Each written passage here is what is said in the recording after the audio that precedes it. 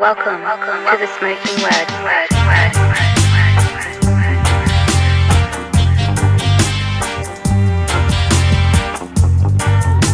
Welcome to the... What's up, everybody? Before we start, I had some technical difficulties with the mics, so we're going to make this one happen without them. But anyway, the Smoking Word podcast is always brought to you by CasaDeRock.com.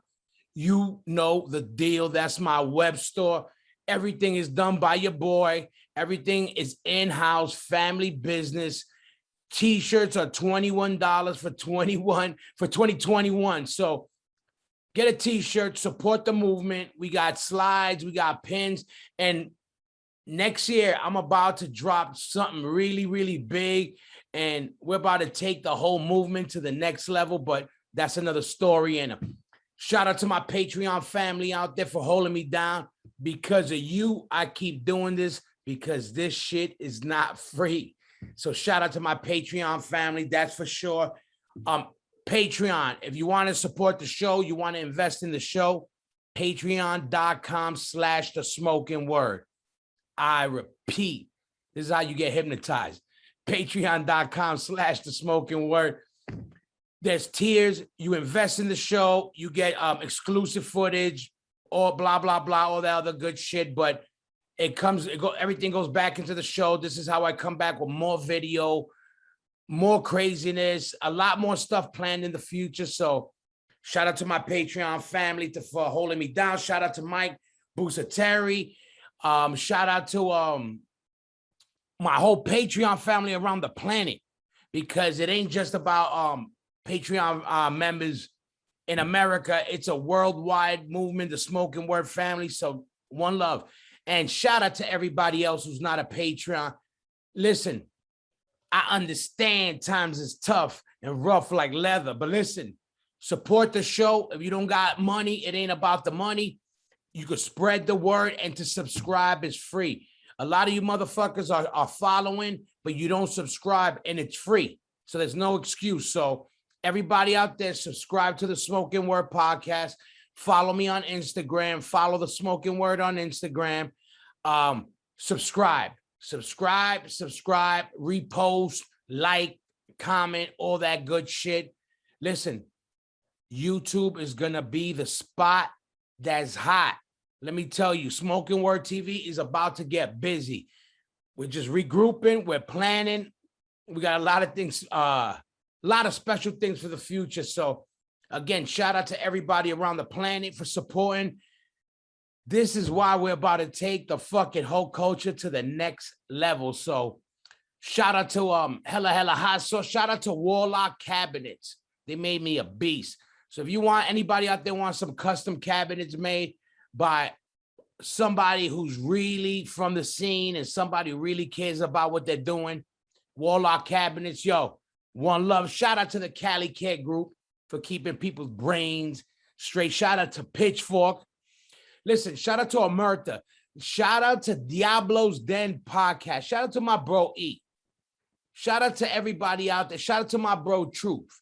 You know what? Shout out to all my people out there doing a podcast, keeping the movement alive.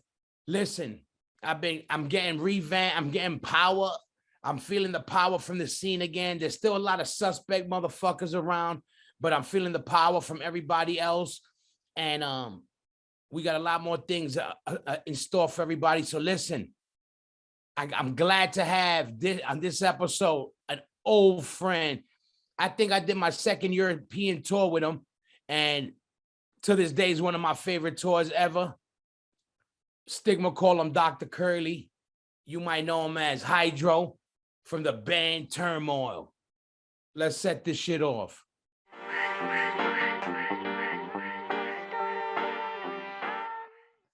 There we go. Yeah, it's me. Welcome to the Smoking Word everybody. Look at everybody in the Smoking Word podcast land. I want you to welcome my old friend. Vinny Stigma calls him Dr. Curly. We know him as Hydro, Mr. Turmoil, the Axeman of Pennsylvania's finest. What's up, my brother? What's going on, brother? How are you? Good. I like to say long time no see, but I was lucky to see you the last couple of times recently, the most I've seen you in the last fucking 15, 20 years. At least that's how it attack. feels like. Las Vegas surprise attack. Yeah. So I got to see you at Punk Rock Bowling for everybody out there. For everybody out there listening, we did the Punk Rock Bowling. Ended up being, even though we went on at 1 a.m, ended up being a better show than we thought. We had fun. And I got to see my old friend over here who was a secret surprise. So what's up with that? How was that? How was that whole fucking week? Were you there for the weekend? Yeah, we just came up for the day actually because my friend Neil Husfar. Shout out to Neil. He's been connecting the dots with the old Turmoil. Because I lost contact of some of you, the Turmoil guys. Because what's that Turmoil? That Turmoil. Now, like some of you guys were always on, and then everybody kind of, we all started growing up, and then popping off, and then some of you guys will pop up throughout the years. So he's the one when he sent me some pictures that brought back some fucking crazy memories. Yeah. He had that tie, and he was friends with Brian from that tour that we did with you guys in '95. Yeah. So those guys were best friends. Yep. Forever, pretty much. So yeah. Members come and go in and out, and you go from coast to coast, you end up here and there, and all of a sudden Neil and I are like an hour apart from each other out here in the desert at this point. That's crazy. So where you at now? You're in California, or you're in Arizona ish, or somewhere around there? I moved out to Carlsbad, California in 2012. And then I was living over at the beach for 3 years or so. And then after that, I decided it was kind of time to make a move. And I went over a little bit, about 20 miles east into Escondido. So now I'm up in the mountains north of Escondido, kind of feels a little bit more like Pennsylvania. In Southern California, you be in the middle of you be in the middle of nowhere. I'm like, what's Hydro doing? He's a park ranger now or something. It looks like you're in the fucking park ranger. I was like, you fucking smoking. Yeah, I'm tracking turtles. Turtles. Yeah. I was like, and fucking yeah. So that was crazy because he had Neil sent me old pictures, and I remember from that tour, and I was like, oh shit. And then again, that's the great thing, A lot of motherfuckers talk shit on Instagram and all that. And there is a lot of fuckery on this shit and people. I think it's more the people make it the fuckery than the actual thing itself. But the good part about it was connecting the dots again. Like even with that right away, I looked, oh shit, who's that? Oh shit. I see Haji, I see you, I see that. And I I start right away. It's in a matter of seconds. We connected the dots like that. You know what I mean? And it was like it was great. It was crazy because I had lost touch with Neil over the years because we had known him back then. Obviously he was best friends with Brian, and he owned the club in Scranton. So whenever we were up there, we'd always pop over to the Diamond Club, say hi and have a beverage, and spend a couple minutes before heading over to the bog. So come back, all of a sudden you're like, oh, this guy, the dots start to come back together, and you're like, wait a minute, he's in LA. And then he's like, oh, he's in Palm Springs. I'm like, well, I'm in Escondido. And then, boom, you're back together, you're hanging out, you're going here. And he's like, hey, you want to go to Vegas and see Madball in H2O? Well, sure, why not? Yeah, no, so, hell yeah. So it worked out well. Crazy. And that whole shit was crazy. It probably wasn't the sneak attack Vegas style you really want, but you got it anyway. Yeah, no, I was glad. I was glad to see you because he would always mention about this guy, and then I know I was hit you up online, and I seen you somewhere along the way. I forgot where. When was the last? I seen you. If anybody, it was you somewhere a little bit before or a lot before. I saw you. I came to see you guys out here in San Diego at the Soda Bar. That's what it was. With Isola, with me and Keith and I came down, and that was probably 15-ish, 2015, 2016 or so. I think that was probably the last time. Yep. Because I remember you were the last one I remember connecting. Then we didn't see each other for a minute, but you were the one I remember out of everybody running into you the most and seeing you the most. Yeah. And how again, how the fuck you end up so from Pennsylvania to California before you ended up where you at now? You went straight from there to where you said to California, right? To Yeah, I went to Carlsbad first. Any specific So reason? I was there for like 2012. Any specific reason you left Pennsylvania? I was living up in the Lehigh Valley, and I was living in like west of Allentown. I had a house out there, and I had been there for, I don't know, 5 years or so. And I just kind of got fed up with everything. Kind of got tired of the job, got tired of the house, and just dealing with the shit you think you want. And then you got it, you're I don't really want this, or need it, Oh, so you were near Allentown. You were near Allentown. I was between you were trying to start you were trying to start your own militia. I was. I had a crew going. I had a compound, the whole thing. Real Allentown. Yeah, old school airport music hall. Yeah. Shout out to Eric. Shout out to my brother Eric. Yo, you know what's up. We used to beat up all his people. What a fucking zoo that was back then, man. What a holy shit. Insane. This is why I laugh without getting into, I don't get into the politics of shit with this, I just like breaking bread, but I laugh when people use the word Nazi for certain people today. I'm like, what, you mean for some like upper class rich kid or something? I go, that's just a bigot dummy moron. I go, those were Nazis. Dudes that have swastikas and burn crosses for fun. Like, those are Nazis. Those dudes had the most ridiculous, like Hitler fucking Swazis everywhere, blowing out like on an eagle, like just like holy shit, man, these guys are no joke. I'll tell you a quick story, because I laugh because the whole word Nazi gets thrown around very easy nowadays. And I'm like, for like what, somebody who said some racist remark or a bigoted remark or whatever you want to, whatever the fucking smart word is. But I'm like, get out of here, get the fuck out of here. One time we were playing I think it was Haggardstown, Pennsylvania. It was Pennsylvania. Matty Henderson, he's my proof of this. It was one of the last shows we had with him. But anyway, we're trying to find this spot, and we know it's already in the danger zone area, in the Allentown triangle of whatever. Yeah, and then we're like Bermuda triangle of exactly. Skin. So we're like the bonehead triangle, and we're like, okay, let's see what's cracking, but we're kind of playing our thing. So we're like, before anything, let's see what's up with this club. So we get to this club, and we're like, all right, we're hearing stuff, but we don't know nothing yet. Me and Maddie goes, let's go upstairs first and see what's up with the club. So we go upstairs, and there's a sound guy setting up, and he's like, oh, you're the band? And we're like, yeah. He goes, you guys bring microphones? And we're like, microphones? We're like, already that's a weird start. We're like, already that ain't our kind of show. Like, karaoke club? Yeah, exactly. And then we're like, nah. And we're like, yeah, so how, what's up? How you think the show's gonna be? Maddie said something like that, and the guy goes, I think it's gonna be good. He goes, last night we had a bunch of hammers down here. We had a birthday party for Hitler, and it was off the hook. And we're like, we'll be right back. We all got in the car. We said, we out of here. Hang on. Day off. We said we had a party for Hitler, a birthday party. But right, like you're aware the dude's dead, right? Yeah, exactly. And they're like, Turmoil. What area in Pennsylvania you guys claimed?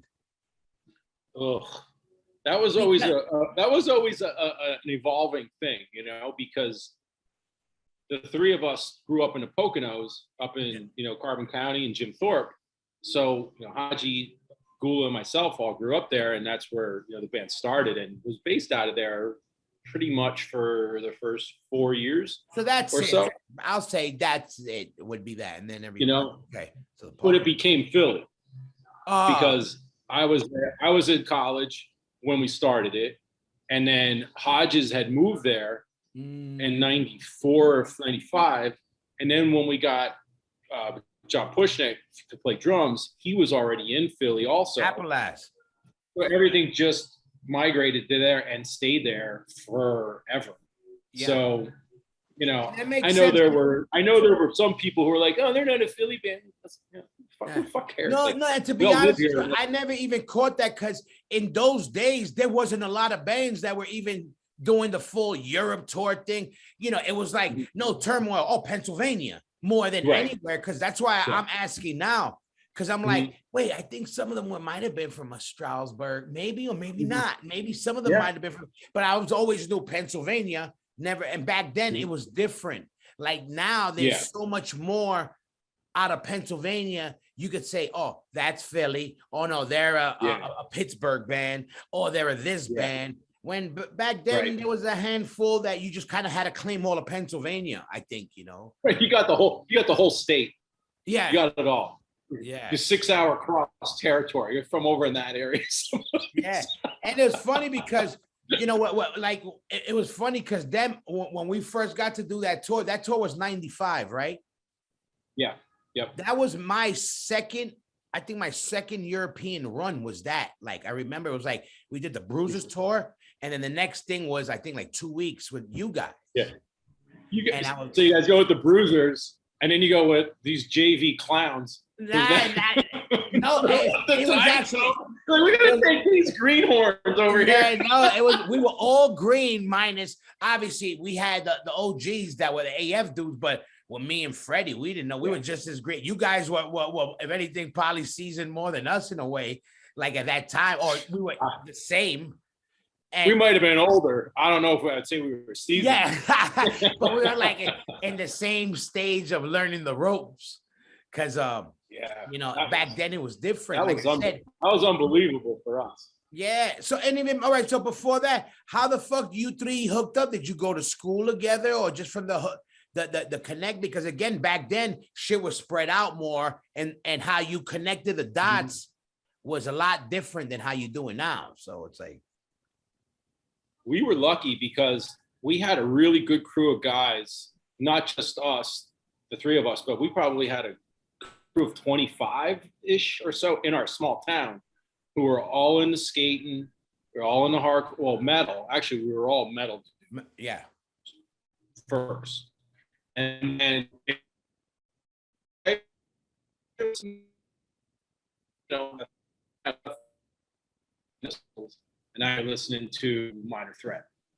And then it just kind of progressed into, okay, now you got F, now you got, you know, Biohazard, now you got Burn, Gorilla Biscuit, like that whole thing came after, well, Sick of It All. And then that all kind of came afterwards. And then we started noticing like hardcore bands in the Allentown area, mostly actually, and Reading and all that kind of stuff, where we started going to shows. And that's where we got exposed to more bands, including a young Hoya Rock and Demise, who we did see in Reading at the New School. Yeah. And that's crazy about that, because that was one of no more than 15 shows we've ever played in our existence. And it was a big deal to us because that was like the first place outside of New York.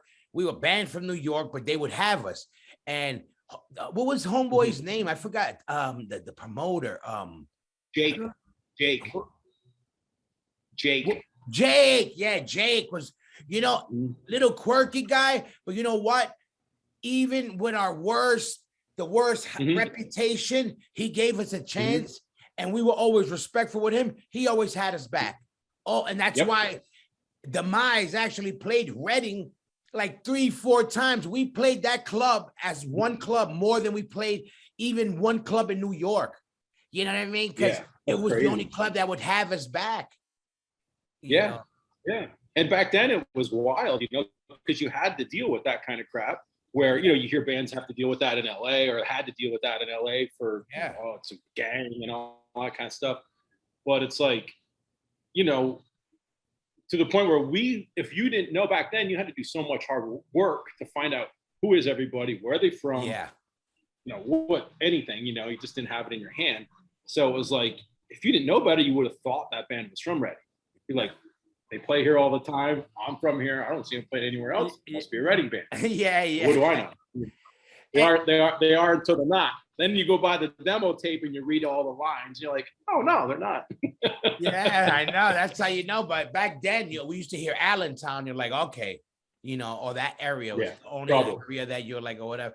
And your first show, was it like most people get into like, rock or metal and they go to a gig early on or what my personal, not because, Freddie was born at CBGB's. That's some other shit. But like my first show just happened to be birth in the bowels. Yeah. I happened to be my first show was a hardcore show, not on because I was some hardcore shit. It was just, I was never exposed to an arena show. And it just happened to be the first chance I was able to go to was got into hardcore. I was like, I could go on my own. I could do this without, a Ticketmaster or go Without to anybody else. It was just something I was able to do. So I didn't go to my first arena show until I was like signed to Roadrunner. It was Life for Agony with Ozzy. Yeah. That got on the guest list. Yeah. And I was like, wow. What was your first show? We're in. Yeah, we're in. Yeah. Very, very, very first show. First hardcore show or first show? First show, period. So when I was still living back in Jim Thorpe, there was a local band who was like an Alice Cooper wannabe band. Uh-huh. And they had local guys in it, but some other guys from around. And they put out a 7-inch. This is like 77 or something. Wow. I'm five. I love Kiss by the time I'm 3. So Alice Cooper, Kiss, all that kind of stuff. The whole shit, yeah. The whole thing. And these guys were friends with my uncle, who was maybe 5 or 6 years older than me at that time. Forever, I guess. But at that time, he was in high school, And they were playing at our high school in the gymnasium. So they actually came to my uncle's house and ate with them dinner before going across the street to the high school to play the show in the gym. That's hard. Dude, I was on cloud 9 because they were dudes with long hair, real scraggly looking, rough 70s rock dudes, I'm just like, I want to be like that. I want to do that. They kind of look like Kiss.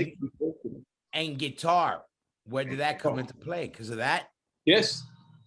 I mean, I was like 3. I mean, my parents, we saw pictures of me being probably 3, laying on hardwood floor with like an 8-track player with like Hotter Than Hell sticking out of it, and like, a little fucking Hot Wheels cars and the neon orange track laying around with the Kiss records, like all mixed in and stuff like that. So it was all from that, just that infatuation with the bombastic, over the top superhero rock riff type of thing. It's crazy how I was never a Kiss guy, but Kiss comes up a lot with a lot of people's like first, I guess, definitely as an eye catcher, they're the band with the makeup and the way their equipment looks, the fucking, just the whole shit looks pretty crazy.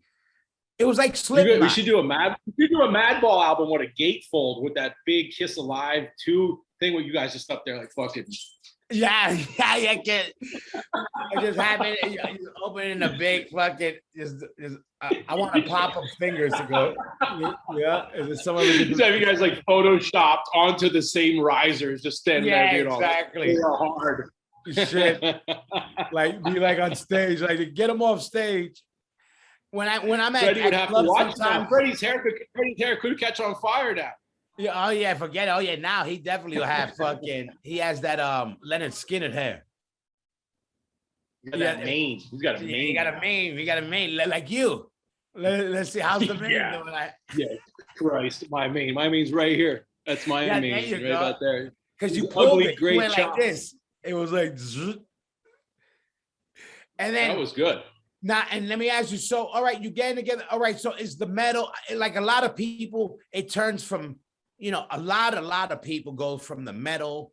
It seems like our generation, it starts getting in from a metalish type into the hardcore when maybe right before us, the older guys got into from like either classic rock or the punkish stuff into a harder form of punk. You know what I mean? What was the more... What if it was the punk rock side of it first that you got into, or like thrash metal part of it, because you came up at that sweep. It was still classic rock. Metal was coming up in that late 70s, early 80s. It's like 2 different worlds.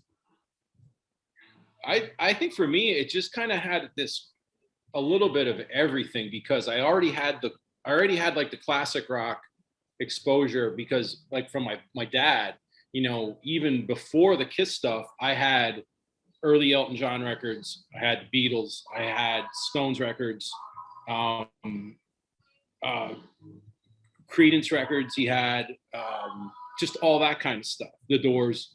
So I had that really early on, and then the Kiss stuff. I think I came in on my own, probably seeing magazine covers. They were starting to be on TV in the '70s. You know, seeing shows, and then it's everywhere.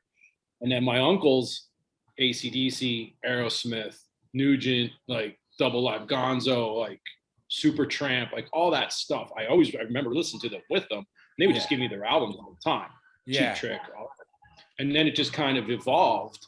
And, you know, Motley Crue, Rat, Wasp, all the LA strip stuff, which led to the thrash stuff. Because we had a really close friend in our town, in Jim Thorpe, who had the greatest tape collection ever in like in the early 80s. It was like he had a library of cassette tapes. I mean, fucking obviously all the bands that got massive, you know, the big four, everything. Yeah. But all of the other bands, he had Violence, he had Testament, Death Angel, all that kind of stuff, like Viper, fucking Hallows Eve, like all the you know, the fringe stuff. Yeah. And he had it all. So we could go in and be like, hey, can I listen to Raven? He's like, yeah, sure, take it. You know, and you're like, do I like it? Do I not like it? Pour through the list. Who did this band like? Oh, they like these guys? Yeah. Oh, okay, maybe I'll listen to that. But then he had that tape too. They're like, oh, can I listen to that? You know, he's like, yeah, sure, take it. You know, and it just went from there. What was the first tape of your real scumbag punk hardcore? You know, like more official, because some people, it's like, I'll even take how some people will be like, you know, what got me into it was, let's say, you know, the some people say like fucking what's this fucking Sid Vicious or whatever. All right, I'll take that. Yeah. But like that leads you into like what Our World. What was the first droplet of Our World that you caught on that you could connect the dots to this hardcore shit? Sick of It All. Sick of It All. And it was we went to see Exodus. Exodus was out on a Fabulous Disaster tour. You know, they came through Allentown, they played the fucking music hall, and who's opening but Sick of It All? Blood Sweat was just about to come out, I think. I don't think it was out yet. It was coming out very soon. And a local band from Allentown, which was a straight edge band called Forthright. And they were really good. They had like a 8-song EP demo, and then they did a 7-inch. They were really good. But we had not known them either at that point. So we went to see Exodus. Yeah. And then we went in, Forthright opened, they were great, a lot of energy, you know, you're like, oh man, these are great. And then Sick of It All came on. And you want to talk about a fucking jaw drop. Because that was like, what the fuck is this? This is awesome. Like, and this all works. Like, this works with Exodus and it works with Forthright. So it's kind of like, you know, we've talked over the years to various people, and I was like, it's kind of funny, but that first show is essentially what Turmoil became, a combination of those three bands, because we grew up with thrash metal. Yeah, you guys had the metal shit already. Both the New York hardcore, but by that and the intensity and the, you know, the in your face and the like simplicity of sorts to it. Yeah. Not that anything they did was simple, but you know, definitely no. It's more. You had cave. It was caveman, but you guys definitely had chops, more metal chops. Because I remember then you already had, you know, it was more crossed over sound, and then we had the meathead shit. Sick of It All, Madball with the meathead type of shit, you know. Yeah, but I mean, so like well done, like just so like catchy. You know what I mean? Like there was a hook. You know what I mean? It wasn't just straight ahead bludgeon, you know. It's good songs. No, that's what I learned later on from an agnostic front who early on was probably Victim in Pain was probably not known for songs. I mean, it's all balls. My favorite, it's a Bible. But then later on, you can see the evolution of how they wrote, and then you learn like, yo, it's about the song. And Sick of It All has songs. Other bands have hard riffs hard breakdowns, have I like the hard lyrics, but to have good songs, it's its own animal. Yep. You know what you get from Yeah. certain bands could do it, and also just playing a lot and doing a lot of music. And yeah, that definitely early on had the recipe down. You know. Yeah, yeah, and they came out, and the live show was just incredible. They were so good. They sounded great. I mean, they were in your face. Like Lou was like in your face the whole time, and you're like, man, this is fucking awesome. And these guys are great, and they can play, and everything's good. You're like, what is this? You know? And I remember, actually, we got the In Effect sampler. Yeah. That Madball was on. Yeah. And then they were on that. I think Raw Deal. Yeah, was on it. 24/7. Yeah. Yeah, Classic. and sick of it all. And we're like, so we got the sampler, we got home, we're like, oh shit, who the fuck is Raw Deal? This is great too. You know? Yeah. It's so great back then. You would just fall into greatness after greatness after greatness. It was like the best mistakes you could ever make forever. Like, let me try this. Yeah. Let me just take let me take a gamble, and I'm gonna spend my last $5 on a name that I saw on a thank list from this band. People don't understand how much it took for somebody to spend their couple of dollars as a kid back then and invest in. Yeah. Now you have a sample. You go down to samples. Oh, I want it. I don't. Back then, I would look at record covers and say, it's a record cover. It looks cool. Fuck it. I want to buy it. Maybe I discover that new shit, you know? That's how we bought everything. And I mean, and I think, you know, from the metal stuff for sure, you know, because we already knew what labels we liked and what labels the bands were on that we liked. So it's like, all right, well, let's go through this. Let's go this is their list of bands. If this is good and that's good, well, you figure that must be good, right?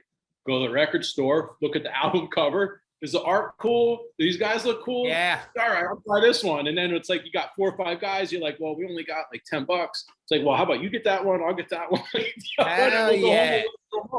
You know, and Me we'll and swap. Beto, who played with us before when we were kids, we split the Leeway Born to Expire album. And it was like, yo, I'll use it till, you hold it Monday to Wednesday. I want it Friday to, it was like crazy. Like, exactly. You know what? We did that. We used to do that with T-shirts too. Yeah. Because you're like, we're all roughly the same size. Get a little bit size bigger. Like, yo, can I borrow that Laz Rocket Annihilation Principle T-shirt today? Get it a little bigger. Give me the Overkill, Feel the Fire one. Yeah, get it a little bigger. Now, let me ask you, when you went to that Exodus show, or whatever, Sick of It All show, were you metalhead out yet? Or were you so you were still metalhead, like uniformed at that show? I had this curse all the way. I could never grow my hair long. So you already had the Phil Pantera before Phil Pantera. Yes. But okay, yes. but all right, but when you metal, Hodges had long hair. Oh yeah, his hair was down here, it was all curly. He like looks Jesus like and shit. Like big, like a Nordic Jesus. Yeah, and now let me ask. So, all right, so at that time, you guys were metalhead out. You were still, and then you saw that, and then you were like, okay, and then that happens a lot on that specific tour. There was 2 tours in hardcore history for my age, our age bracket, that a lot of our people, if they came into it through that way, was Suicidal with Metallica, and then Sick of It All or the Exodus. Those were 2 tours that came up throughout different, convos and friends, that they were like, that's what got me into hardcore, because I saw Suicidal with Metallica, and then that one. I went to see Exodus and Morbid Angel, and I saw Sick of It All.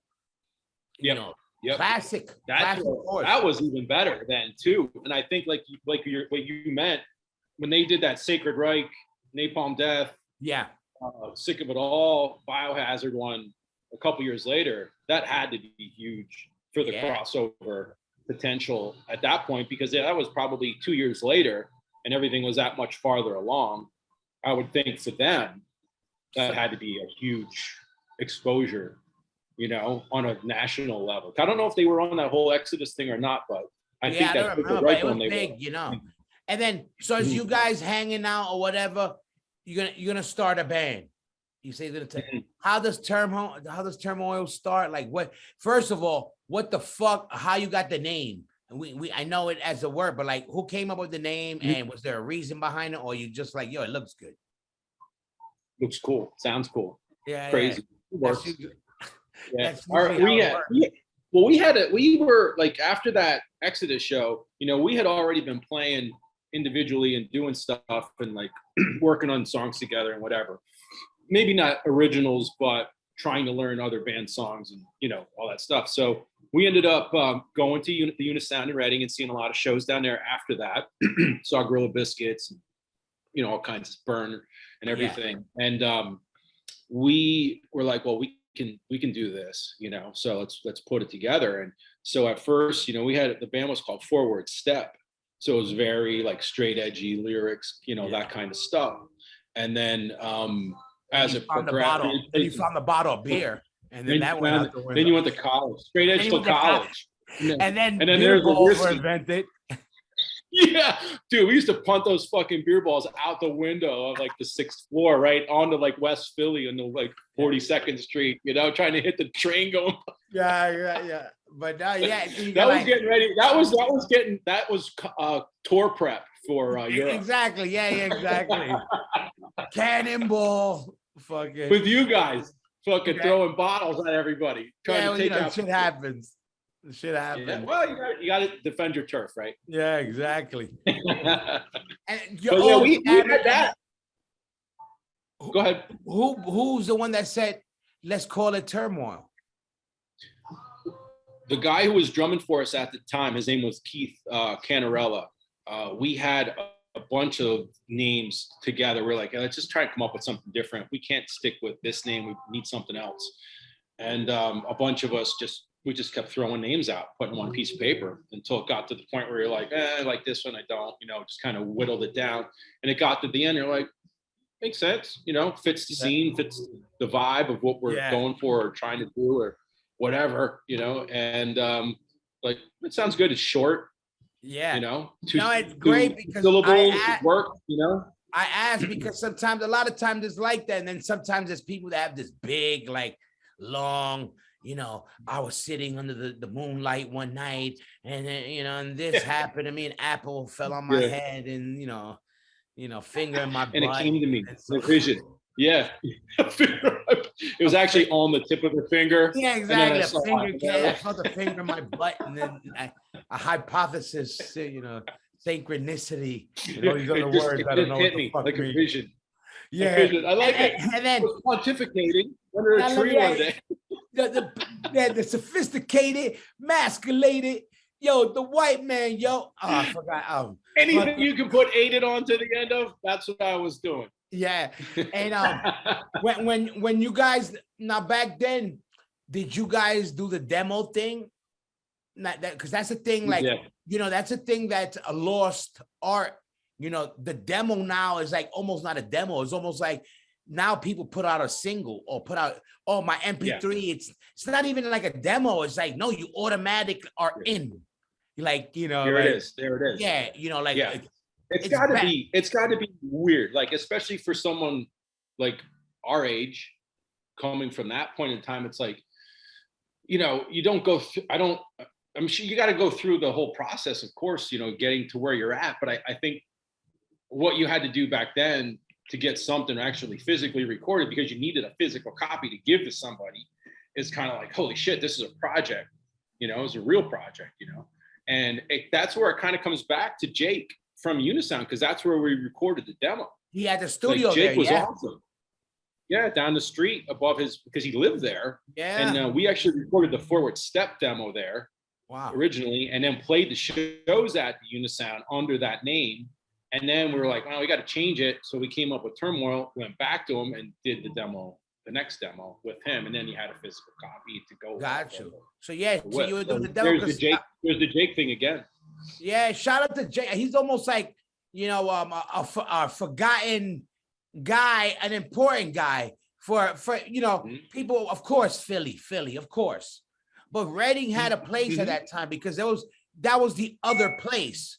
It would be a Reading. Now we got Reverb, my man Chris. I love Reverb, and I get memories every time I go there. I'm like, I came up, I made my bones down the block. Insane. Yeah, down by the Ludens factory. I used to run shit down by the Ludens factory. Yeah, and there was history. Like I remember, like Yeah, and I remember like Baltimore dudes used to come up, like this and that. Step Up. Yeah, Remember exactly. those And it was dudes? just, They were always there. yeah, it was crazy, crazy time. And was that were you consider Unisound your the what was that the club you consider your club coming up, or was there another club that you guys were your house club? What was your house club? I mean, I think for us, just as kids and having a place to go, that Yeah. was our spot because everybody played there. He had shows all the time, whether it was local bands or whether it was guys like bands coming from Jersey or from New York or from Baltimore or whatever. Which at that time, I mean, where else do you want bands from? I mean, Yeah. that's what you needed. I mean, DC, but you didn't really get the DC bands up there. You got New York bands from there, and it was great because, I mean, we got to see all the bands everybody probably wants to see, or who are getting back together now for people to go see. For sure. And it was like, we got to play with Burn. We actually played the last Burn show originally, as when we were in Forward Step, and they were breaking up after the first EP came out, and they were done. And they had written the songs for the second EP, but they didn't release it. But they played those songs at that show, and we were like, holy shit, these songs are fucking awesome. Yeah. We're like, and then they're breaking up. You're like, oh my God, that's horrible. Let's These songs steal are so good. those riffs. We're like, oh, we got to play with them. It's like, it was cool. I'll be like, I'm gonna steal I those got the riffs. flyer with the name on it. Yeah, they're not gonna use these songs. I'm gonna use them. They ain't gonna use them. Gavin ain't doing shit with this one. I'm taking it. Sorry, Gavin. Sorry, Chuck. I'm taking that shit. I ain't taking now shit. You walk down the street, he'll sweep your leg and break your spine for you. Yeah, no, right? Yeah. And fuck, how many demos did you guys do that you put out? Like demos that were put out? Just that. Yeah, it was just that one. So we just did that one demo. I think it was 6 songs. And then after that, we ended up going into the studio out in central Pennsylvania. And that was where our road racer connection kind of came in, which linked us to Century Media, because we recorded at Joe Daub, his studio out in central PA. And he was the drummer for a band called Believer. And Believer was on Road Racer, I believe, at the time. I don't think they were Road Runner yet, or, it's kind of like they had both label or something like that. So he had an awesome studio, and he had, great production and stuff like that. So we went out there and we did the 4-song EP, which ended up being the first 4-song EP on Century Media then. So, and that connection came from Joe, because Believer had played a lot and they had gone to Europe multiple times, and they had the contacts, and they're like, hey, I think you might like this, check it out, whatever. So, but yeah, that's where that kind of came from. So Turmoil, before you guys got signed, was there a demo as Turmoil out or no? Yeah, it was. It was just like a self-titled demo that we had, and that was out, and we were but it was just through us. We were just selling it at shows and like all that kind of stuff. So that's all it was. So when we went out, we were just playing shows off of the demo constantly, and just anywhere we could play, everywhere, like arcades and Fire Hall, Music Hall, Owl's Home, VFW, anywhere we could go. Who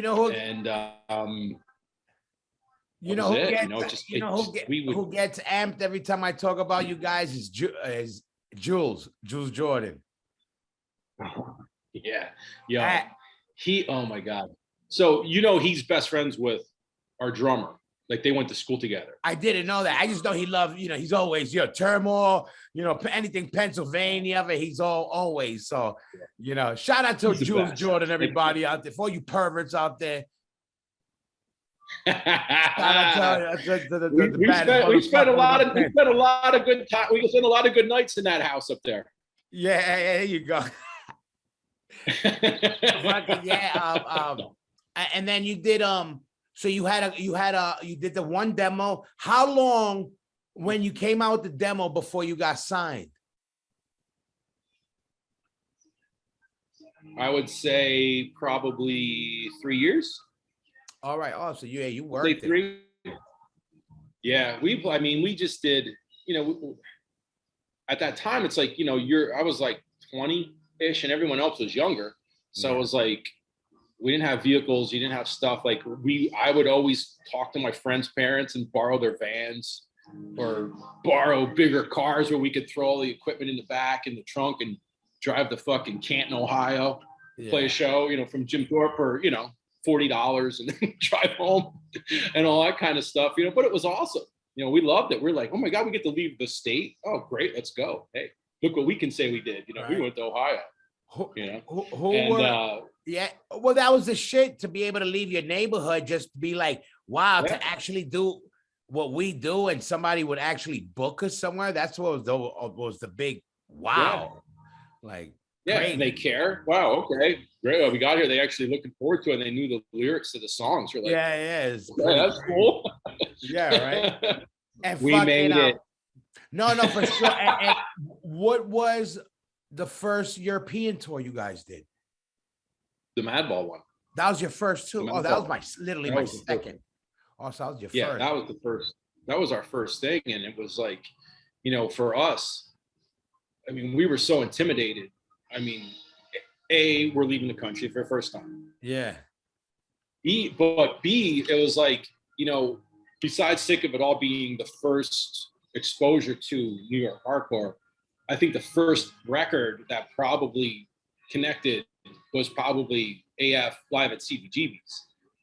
And it was kind of like, you listen to that and you hear like just how great it is, and everything, Roger's banter, like everything, just everything about it is great. And you're like, and to the point where after having that, like I didn't want to listen to the studio records anymore. Like I only wanted to listen to that because it was so good. Perfect. So you're kind of like, you hear the studio version, you're like, I don't want to hear that. I want to hear the live version of it, put the live version on. And then you go to Europe for the first time and you're essentially going with the AF Live at CBGB's lineup, and you're like, how the hell is this happening? Like, how the fuck can we pull this off? Like, this is awesome. That was my whole existence in the band. I was like, when they tell me to play, I'm like, I'm basically in agnostic front without Roger. I go, what am I doing here? Like, I was like, I don't belong here. I was like, yeah. Well, so we're like, we definitely don't belong here. On this, we're like, yeah, all right, let's see what happens. Let's get on the bus. Hopefully we get there first and they're not there, so we can go settle down and kind of like rest up before they get there and stay out of their way, Yeah. And that's kind of how we were looking at it. Like, well, all right, see what happens. For us, everything was still just new. Like, what's gonna happen? Oh, what kind of bus? How's it gonna be? We didn't know what was what, Who was in Pennsylvania when you guys at that time? Who were the guys doing it? Like, either with you guys or the guys that you guys were under from Pennsylvania? It's a good question. There was only a handful. There's always been Pennsylvania bands, but that was a weird time for even New York hardcore. A handful of bands here, handful of bands there. That's why I think, also like even you guys who done stuff throughout the years but haven't been consistent, it'll come up, because what you guys did it, and at the time you did it, there wasn't a lot doing it, basically. Yeah. I think one of the things, there was the Lehigh Valley bands. There were a bunch of like punk bands, and there were some hardcore bands down there too. That Forthright band was big for us because they were close. And they were really good. And we actually ended up becoming friends with some of those guys. And they had other bands from around that area. I mean, there was a band called Mr. Yuck. I remember there was like another band called Russian Meat Squats, which was like a punk, like a punk band, stuff like that. And, they were all great, but it was like everything that we listened to, it wasn't, of course, like when you're young, you're kind of comparing it to everyone else you're playing with. You're like, oh, fuck them, or, this or that or whatever. And it was kind of like, everything that we were drawn to wasn't from anywhere around us. We were all drawn to things that we were seeing as we were getting farther away from where we were from. And man, jogging the memory banks now, I was like, there was a band Edgewise from down in Philly or Westchester. I remember we liked them a lot. So we had tried to get on some shows with them. And this is important. You know why I asked? Because right now, Pennsylvania is probably, shout out to Post America Podcast and Wisdom and Change. Richie likes to brag about Pennsylvania. First of all, New York City will always be king. Sure. But I'll keep it real. Yeah. New York ain't what it was, and not just because the city as a city, but like even there's a lot of good New York bands coming out now. There's a resurgence, which I'm glad. But Yeah. Pennsylvania Mm. took over as far as having per capita the most bands consistently going and Yeah. doing, you know. Yeah. And they always had a part of the scene, like we said, from Mhm. back then. Demise was going there, and you guys saw the same shows New York saw. Right. Because there was a handful of places doing it, you know. Right. And Yeah. certain Yeah. places, So- Connecticut, Boston, Pennsylvania, you know, a couple of the Clevelands, New Jerseys, DC's, and that was the run. Yeah. And I mean, I think that's what, you know, at that same time when we had been starting, you know, Hatebreed was starting. We were playing with them all the time. Despair up in Buffalo, you know, Vogel's first band, well, you know, like they were going, we were playing with them all the time. Dead Guy in Jersey, they had come up, so we loved them. I mean, that was like, oh my God, we need to do that, you know, or try to do that. And, you know, we had gotten into that kind of circle of stuff. And then, you know, we were kind of mixed and matched all over the place. And then obviously Snapcase and Earth Crisis and stuff, we were always with them too. And then, you know, but then once we got on that tour with you guys, then that kind of opened it up for that level of not vision, but like just the opportunity to maybe, you know, like, oh, okay, I know who those guys are too. Now maybe if it comes up, Yeah, you know, maybe we'll get on that too, you know. So it's like, yeah, for sure. that definitely didn't hurt, you know. And that was like our circle of equals, I guess you could say. I mean, I would say all of them are bigger than us, but Yeah. I mean, you know, but I mean, that was who we were always playing with, you know. It was Snapcase, Earth Crisis, Dead Guy, all that stuff, you know, all the Victory bands that became Victory bands. Yeah, Hatebreed. Victory was Victory was popping right then at that time. That's for sure. Yeah, it's so I would crazy. imagine that had to be the sweet spot for them. Have you kept up? Have you kept up with any of the newer fucking bands out now and the hardcore bands, like any of these new ones? Not a whole lot. I mean, I hear the stuff and you know, I know the names and I know, like, you know, who it is, but I'll listen to it and be like, oh, that's cool, you know, or I'll listen, oh, I'm not into it, or whatever it is. But it's like not the first thing I'll grab to listen to, you know. I think I've kind of regressed back to more of the metal stuff, or older like 70s rock kind of stuff, or whatever, singer-songwriter stuff, or, you know what I mean, just kind of veered off in just a different direction. But definitely aware of who's out there and who's doing stuff, and always listening to see what it is, and, you know, what does this sound like? You know, I know. I definitely turned in. There's moments of my day where I turned into a 70-year-old white man truck driver, where like I find myself looking like you know, Skinner. I would diss. Matty Henderson was always a Skinner guy, and Willie, all those guys. You know, back then, you know me from back then, we were so thugged out. You know, we were like, I was like, yo, fuck that hillbilly shit. You caught me at me and Freddie at our most ignorant, you know, as far as being off the streets, now thrown into foreign countries and shit. But throughout the years, obviously being around music and listening to more, you know, the hardness in a band like Skinner, like I get it. Like it's funny now, I get it. I'll hear a song and I'll hear like, because now I know the stories behind it. I know, you know, the gangster shit that went on behind the track and how good the track was for the time it came out. Like now I could appreciate that shit. But I always, like I said, when I was a kid, I would buy a 7-inch, right, just for the record cover, trying to discover the next thing. Right. Since I always had that in my bone, I still to this day always keep my ear to the fucking, not to the streets no more, because it ain't about the streets, on the web. You know, I got my ear to the web.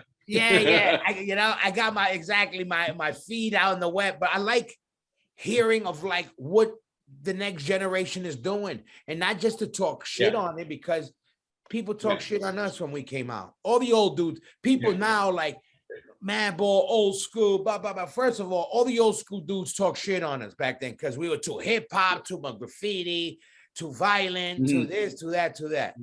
So, for anybody out there thinks that we had it easy, it wasn't. Also, we had a lot of, it was a weird time for hard. Well, I mean, you guys had to start. Yeah, I mean, and you guys had to start from square one too. Obviously everybody does, but just because of Freddie's, relationship to Roger and stuff like that, I don't think that's any guarantee that. I mean, maybe in certain areas of the world, people are going to be like, "Well, I don't care. I like them regardless." But I mean, I don't think you can sustain that without having something legit behind you to propel you forward and keep going. It helped get in the door, but then people were like, "All right, go." And then you know how many years we fought. Madball wasn't known as Madball the first 4 or 5 years. We were known as Roger's Little Brothers Band. So we put out Set It Off, Lockdown, all this shit that people now see as, these are anthems. Back then, though, those motherfuckers are like, that's Roger's Little Brother Band. That's how they used to say it. We used to flip because they used to say, that's Baby AF. And we're like, look at a lot of these guys are AF, but we don't, maybe early on because it was still the nucleus, but then later on, we made a point that we're not AF. The DNA, we're the son of that, but we're not, we're the product of our mother. I could see, and probably the fact that, the lineup, at that point with Will and Vinny and Maddie having obviously existing in both bands, that probably lent to that a little bit or a lot maybe, but I mean, you if you can't hear the difference between those two bands, then it was like if you can't tell the difference between those two bands, then I probably don't want to hear your opinion of either. Mostly. You know what I mean? It's like they're not the same. They don't sound the same. And let me tell you now, as far as metal stuff now, are you here? Have you heard any of this like Code Orange stuff? Any of this? What do you think of that stuff? Because that's on the metal tip, but it's the new shit. It's the new shit. What do you think of that? I think what those guys done is really cool. I've listened to it on and off over the last probably 10, 12 years or so. And it's just like kind of this weird experimental, like mishmash of all this stuff. And it's like, it's cool. It's neurotic to me because I don't really follow it, but I appreciate it for what it is. Yeah, me too. It's insane. It's hard as fuck. It definitely sounds like the soundtrack for the End of the World. Yeah, definitely. And I think they would probably be okay with that. Shout out to Code Orange, End of the World. Shout out to the End of the World, The Devil, Code Orange, Pittsburgh, and Code Orange. Pittsburgh, redheaded people because they got two reds. Shout out to my redheads out there. Shout out to all you redheads out there. I'm with y'all. I guess Ezak will probably take some pride in that, right? Listen, of course, you got to keep a good red on deck. There's always a red on deck. Good luck. You never know. You never know when you're going to need one. They're the fiery ones. You know what I mean? Oh, they'll fly off. Good to have one in your corner. Like Haji. Haji was a red at one point, right? He had that Dave Mustaine strawberry blonde. Yeah, strawberry. Okay. I took him more as like a steel ball reddish, but I guess more. Now you see him there for a while, and he just looked like he washed his hair with like pizza grease for the longest time. Like, pizza grease. I gotta look tough, or I gotta look like a dirt bag, Have you seen? Wash your hair, fucker. Have you seen any of these any shows lately? Any of these metal shows? Because there's a lot of bigger shows going around, or any small shows. Any like the last show and whatnot. Well, the last thing I went to was your guys' show up here before everything got shut down. We saw Overkill out here in San Diego, and they were great. Cool. We went to see Tool over in Phoenix. We saw them before, but like the January, right before everything got shut down. So that was pretty cool. And we got to see Power Trip and High on Fire tour. Oh, that's dope, man. Shout out to LA. Power Trip, Riley, of course. You know what's up there. So good. Shout out to Yeah, Texas. shame. And Dude, High they on were Fire. they were awesome. They were awesome. You know what was cool I again? couldn't believe how good they were. Yeah, you know what I liked? They had that throwback thrash shit that I like. You know what I mean? Power Trip had that thrash. That was like my era, our era of the metal we like. You know what I mean? Like, again, like exactly. The new metal. I never hated on. I don't care if you're into Slipknot, Korn, or whatever. But that's the DNA for the newer generations. Even hardcore guys. Their metal DNA leads to those bands. Ours lead more to the thrash shit like that. That's why I always loved that. Power Trip was refreshing to me for having a throwback sound with that sound. Yeah, exactly. And it was like, when you hear that, like the first time I heard it, I was like, holy shit, well, this sounds like all of that late 80s, early 90s, obviously Obituary is going to be a reference, and like Malevolent Creation, like all those kind of like death thrash metal kind of have the hardcore influence crossover in there too. It was just a violent, kind of a lot of the violence stuff in there too, to an extent. And I was like, man, this is right up my alley. Even with the production, it kind of had that muddy-ish type of feel to it or whatever. No, for sure. And they're all good players, so they were able to reenact that sound and still keep up with like making shit sound big, because they're a good guitar sound band. You know what I mean? Like they had that, and I like that shit. Like never be loud enough. Yeah, and I like that. I always love that metal shit. I hate it when everybody was just trying to be Hatebreed, because I'm like, yo, there's one Hatebreed. Let them do it because they're the kings of it. You know what I mean? So it's How crazy is it that Slayer eventually wanted to sound like Hatebreed? Listen, I'll tell you the changing of the guard. So I'm a Slayer guy, no matter what. In my book, I was like, no, whatever. You could be as hard as you want. Slayer's gonna chop your head off. It's just what's gonna happen. Until we were at the Roseland. Hatebreed, I forgot which tour.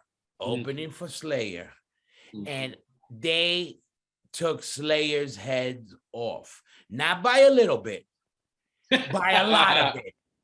And really, I knew then, because I wanted to not say, because I love Hatebreed. Shout out to Hatebreed, they know that's my fam right there.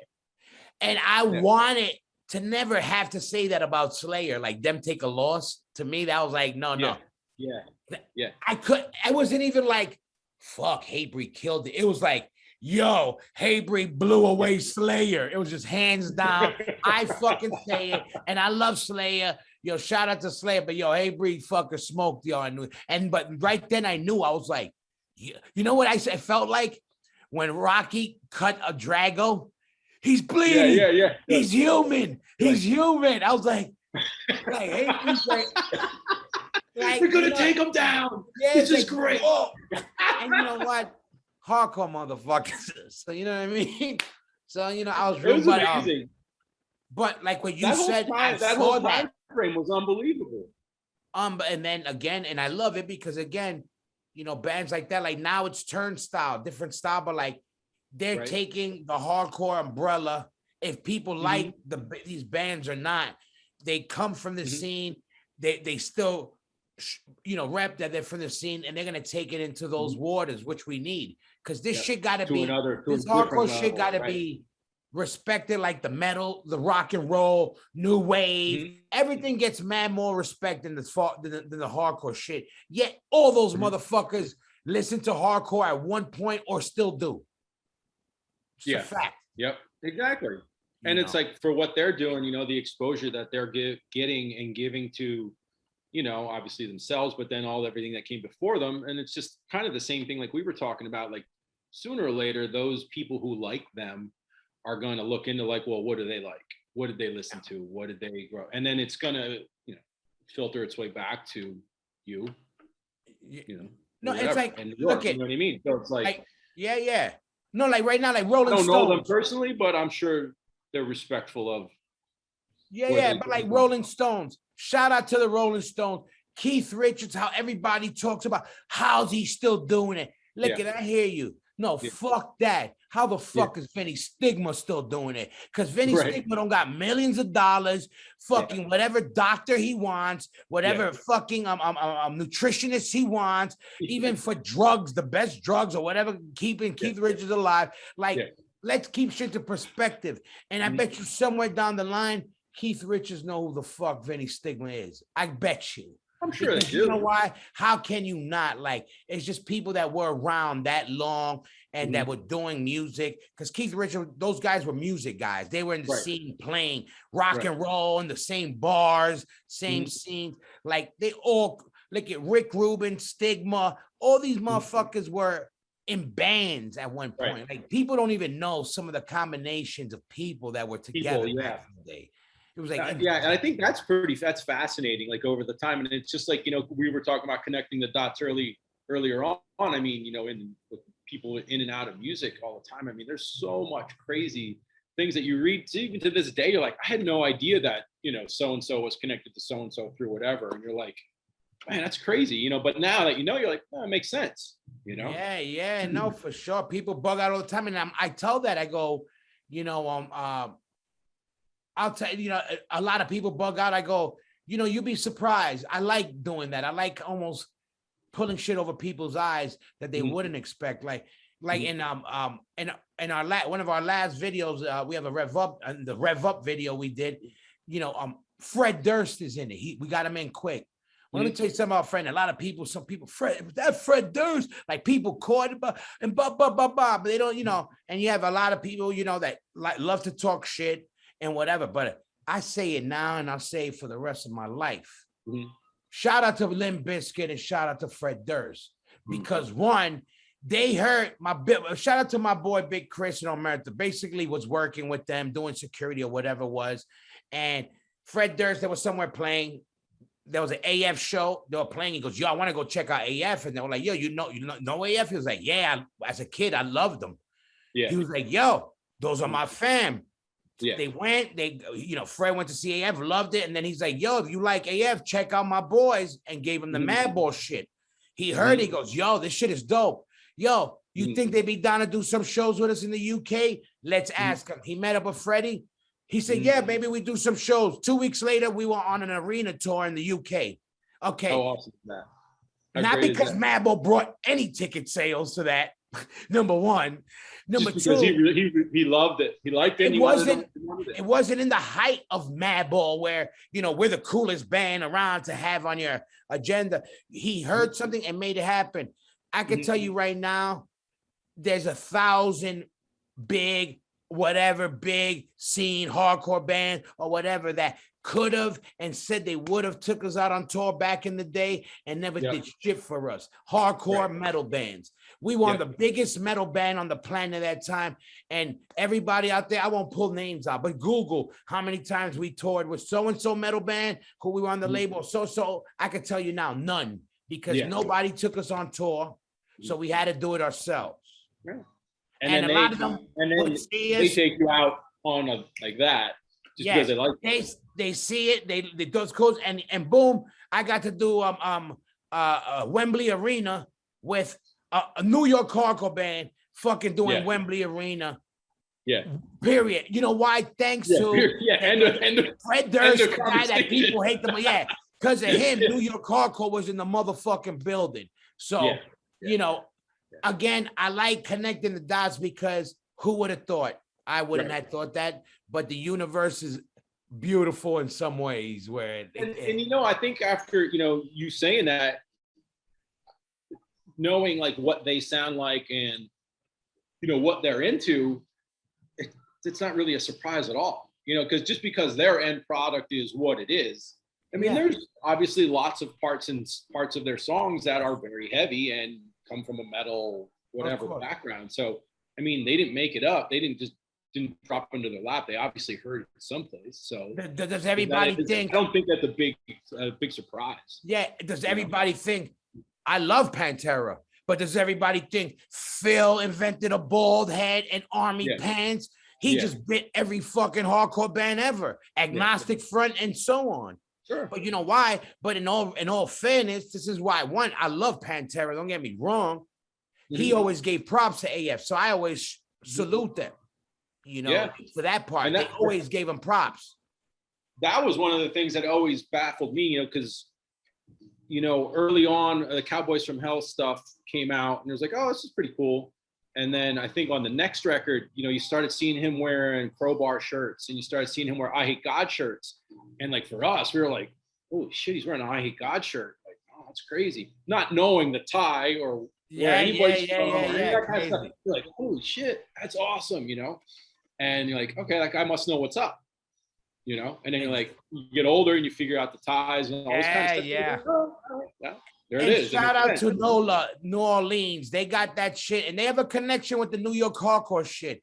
From shout out to Kurt Crowbar, I Hate God. All those dudes had love for AF, the Mambo, the New York shit. It's a weird connect, but I love it because that Bayou swing is that shit. I love that style. That's that good. Mud. Without that mud, there's no swing. And we're all about that groove shit on this end. You know what I mean? So good. And then if you can figure out a way to combine that, it's like, how do you not like that? How do you not move your head or something to that? You know what I mean? Those combinations. And what's up with you? Have you been playing guitar still? Have you been playing anything, working on anything for the hell of it? Just dicking around with just trying to learn things. When you hear something that you like, you're like, oh, you know what? I haven't played that in a long time. I want to learn it and I'll play it, Yeah. But I think, the way things ended with us and, with the Kiss of Death stuff too, leaving a lot on the table and leaving a lot of finished stuff on the shelf. You're just kind of like, what? If I'm not writing for a purpose, it's like, I don't want to write anything at all. Yeah. Like, where's it going to go? And, that's something I have to fight with, daily, pretty much, because I listen to music all day, every day. No matter what I'm doing. So it's like, it's constantly in my mind. But I think at this point, it would have to probably take a reunion of sorts, or someone interested in doing like a new project and let's try this, whatever. You know what I mean? If not, though, just talking to friends like, hey, let's do like a 70s rock tribute band. Yeah, hell yeah. Fucking Thin Lizzy songs, and Willie plays in the keys in a fucking, I saw that. Yeah, he's doing that shit. And what's up with you and the rest of the guys? Are everybody cool still, or? Yeah, everybody's good. Like, we Hodges and Gula and I have like a little group thing go on every now and again where we kind of keep it open and joke about this or talk about this, or hey, check out this band or check this out. Pushnik and I chat all the time and spend a good amount of time together whenever he's out here for work, or if he's out with Ashley or anything. And everybody's good. Everybody's good. I'm gonna put the push. I'm gonna put the push for the Turmoil reunion, the Black and Blue Bowl. Whenever the next Black and Blue Bowl is, I'm putting your name in the hat. So you might have to start practicing those licks. Because next, don't kid yourself. I'm gonna get Gula and Haji. I might just do a Turmoil one. And you know what? We're gonna do a Turmoil one, and we'll get Stigma on, and that's what we got. Oh, that would be great. It would just be an hour of laughing. Well, yeah, that's what we want. You know what? We might have to do a little because I like inventing themed episodes. So I might just have to invent the theme, reunite that Turmoil Madball tour, just so we can fucking get everybody on deck, just so I can say I did it. Yeah. It would be so. There was so much great, hilarious shit that happened on that. It was just like, oh yeah, always. And those were the early days. Those were like, comes up now, you still laugh at them because they're still great, I wish we had shit videoed, and I'm also glad we didn't have shit. Yeah, I know. Jesus. But that could go many different ways. It'll be beyond me too. It'll be me too. Me too, you too, him too. There'll be a lot of hashtags. A lot of fucking. There'll be a lot of video. There'll be a lot of audio editing going. I don't think you want to. I know. I'm glad I was able to get you and catch up a little bit. Especially, one, to see you, and then I was like, you know what? Because Turmoil came up a couple of times, not just on podcasts, but in conversations. when we talk about Pennsylvania, and I'm always like, yo, of course I know Turmoil. I'm like, yo, my second tour ever in Europe was with you guys. So it's always, and then I'm like, and then I throughout the convos, I started seeing more and more. I was like, man, they really have a spike in the history of Pennsylvania. And I was like, let me give these motherfuckers a little taste of some Turmoil then, you know what I mean? And then I got to see you, so I was glad. So yeah, that was awesome. I mean, that's the thing that's great about it. That tour was what, 27 years ago at this point in time. It's like every single time that we've seen each other, or Freddie and myself, or any of those guys, it's just like, yeah, it's right there. Like, and that's the best part of the whole thing. Yeah, for sure. We got so much respect after that by the fact that we did that.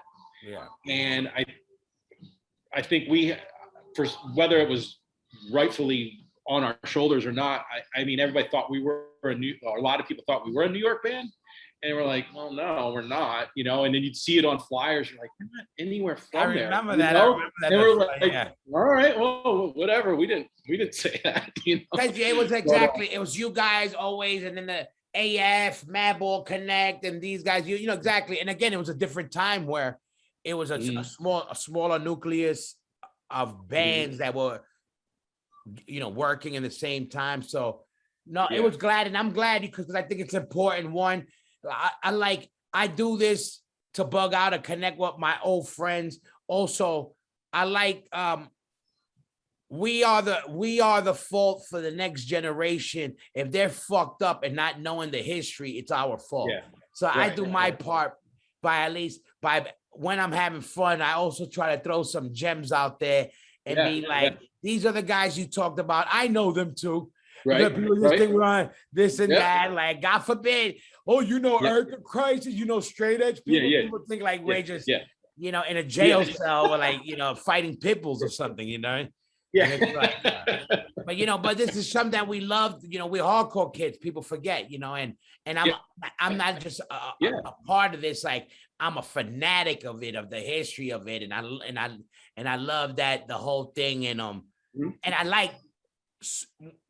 I like being able to friends like you that happen to be in bands that are staples in scenes that are very important, like Pennsylvania.